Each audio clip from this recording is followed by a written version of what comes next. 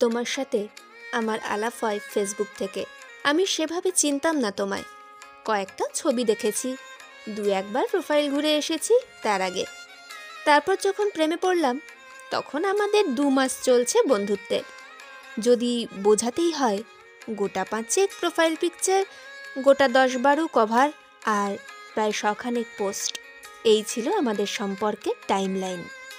তুমি ছেড়ে গেছো যে কদিন হলো, তারও একটা টাইমলাইন আছে। গোটা 3 প্রোফাইল পিকচার, গোটা 6 কভার, ধরে নাও গোটা 50 পোস্ট। কি অদ্ভুত ভালোবাসা ছিল আমাদের। ছেড়ে যাওয়া, থেকে যাওয়া টাইমলাইন সব কীরকম পাল্টে যায়। তারপর যেদিন আমি তোমার ব্লক লিস্টে যাই, সেদিন থেকে কত লেখা লিখছি, কত পোস্ট শেয়ার করেছি, তুমি হয়তো দেখোইনি বা দেখেছো হয়তো বন্ধুদের প্রোফাইল থেকে।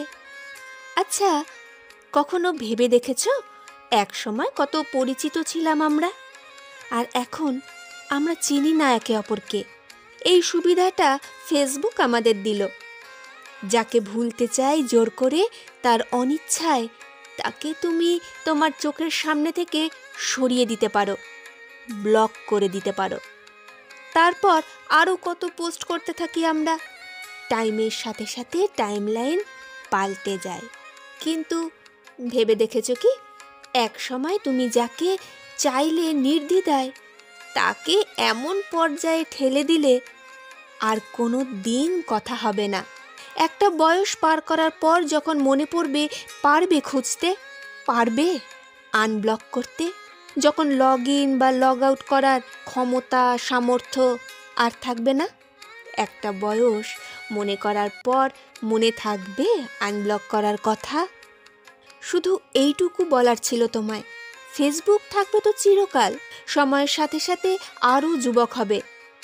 আমরা কিন্তু এই জগতেই আরও পুরনো হতে থাকব। তখন চাইলেও ব্লক লিস্ট থেকে আর ফ্রেন্ড লিস্টে যেতে পারবো না। জীবন এরকমই। ছেড়ে যাও যদি তুমি চাও, থেকে যাও যদি তুমি চাও, ভুলে যাও যদি তুমি চাও। মনে যদি থাকে, মনে থাকবে। জোর করে মুছে দিলে ফিরিয়ে আনা যায় না। একদিন সবাই পাসওয়ার্ড ভুলে যায়, তার জীবনের হোক বা ফেসবুকে। তখন কিন্তু চাইলেও আর ফিরিয়ে আনা যায় না।